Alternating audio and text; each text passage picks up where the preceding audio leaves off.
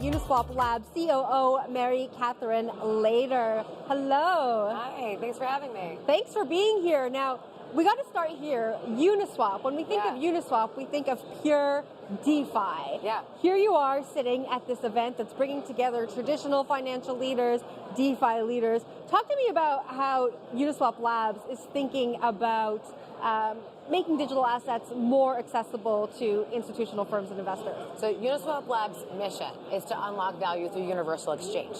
If you think about today's markets, you can only trade things that fit in today's markets, right? That's true for cryptocurrency markets and for traditional markets. And so you need more flexible, interoperable infrastructure to be able to have more things have the value realized. It's kind of like kinetic energy is a thing that are traded, but there's so much potential energy that can't be traded, that can't be realized because it doesn't fit in today's markets. So what does that mean for DeFi? Uniswap Labs has been the leader in DeFi, the leader in DeFi protocols, the leader in the products to access those protocols.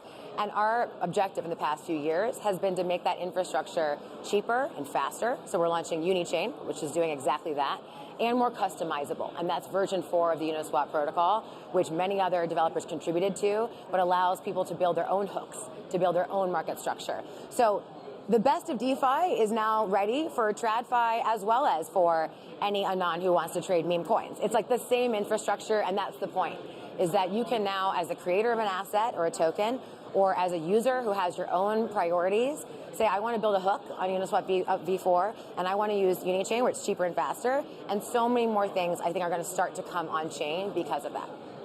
So critically important, and as you said, the best known name, I mean, I remember reading about it in the Campbell Harvey book like 4 or 5 years ago.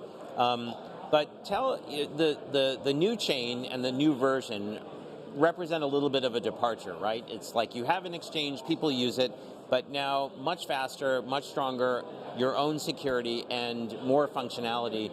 Are you trying to reach new users? Are you trying to keep up with competition?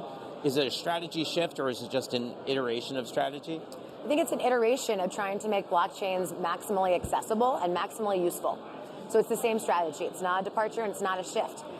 So anyone can use Unichain, anyone can use V4 and build on top of it. Right. But in the same spirit of permissionless innovation that's been the foundation of Ethereum and so many other blockchains, we wanted to make sure that that next layer on top of the sort of foundational L1 blockchain can also unlock permissionless innovation that we can't as one company think of. So that's the spirit for both V4, the protocol layer, Unichain, the chain layer, and then Uniswap Labs builds products on top of it. So we build a wallet, it's a consumer wallet.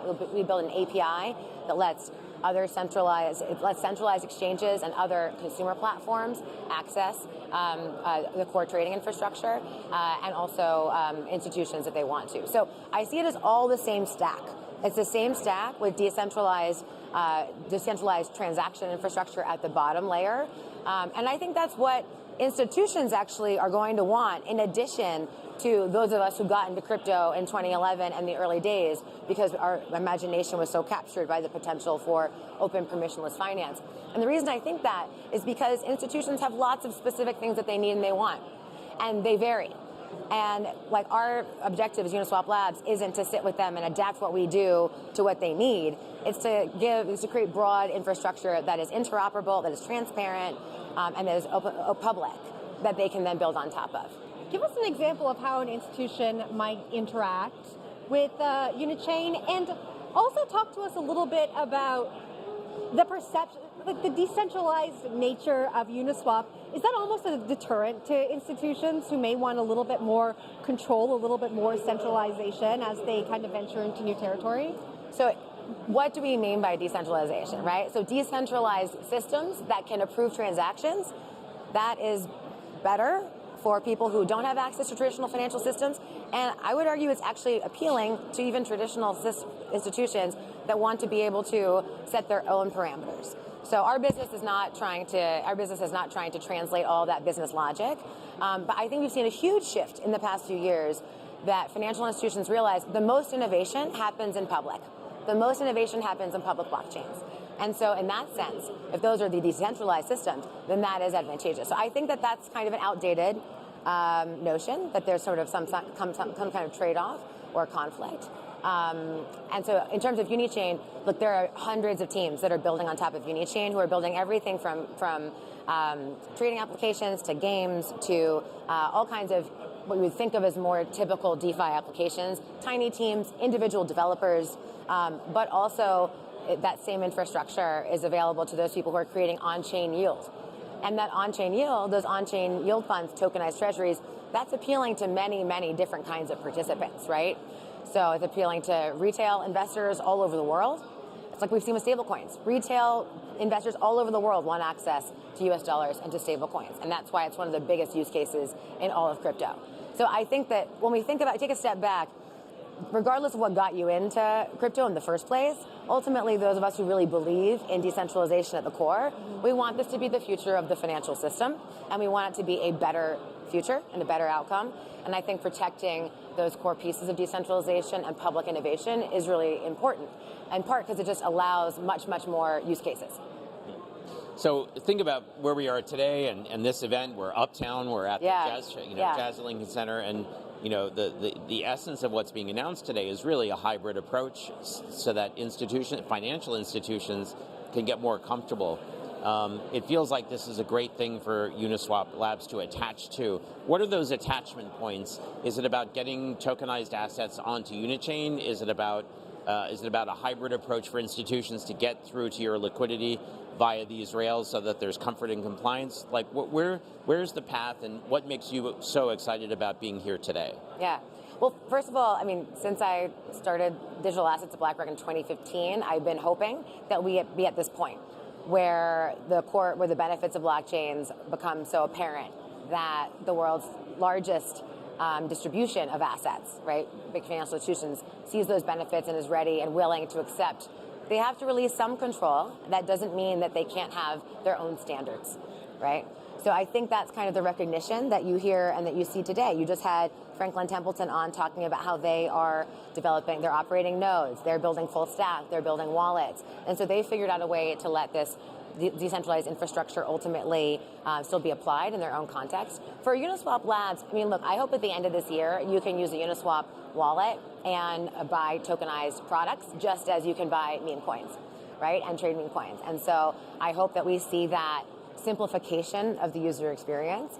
And then on Unichain, absolutely. Like, Unichain is built by the best in DeFi for DeFi.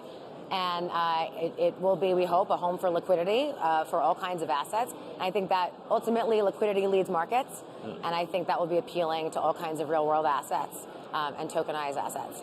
Right now, I think if somebody wants to trade something on Uniswap, they go to Uniswap, right? You're going to go to use the application. To what extent do you want to abstract that in the future? Is it, I need to trade something, it's going to happen on Uniswap. Yeah. I may not have even been aware of that, but I know it's being done properly. Is that part of the UX journey for users in the future? Yes, and that's why we built this API, because actually people trade on Uniswap all the time without even realizing it. Right. So if you're trading in any aggregator, you're likely more than 50% of the time trading on the Uniswap protocol. If you are using Fireblocks, Talos, Ledger, you are also potentially swapping on the Uniswap protocol. So because it is decentralized, there are hundreds and thousands of intersection points with it that Uniswap Labs doesn't even touch, right? So there are many, it really is public infrastructure in that sense. But Uniswap Labs has built an API to make it a little bit simpler to access both the Uniswap protocol versions and also Uniswap X, which is a different kind of market structure. It aggregates on-chain and off-chain liquidity. And that just sort of simplifies if you are, for example, an asset manager or a fund that is newer to trading on-chain, then it might be a little simpler for you to integrate the API and to use it. So there's actually, I don't even know all the intersection points, right?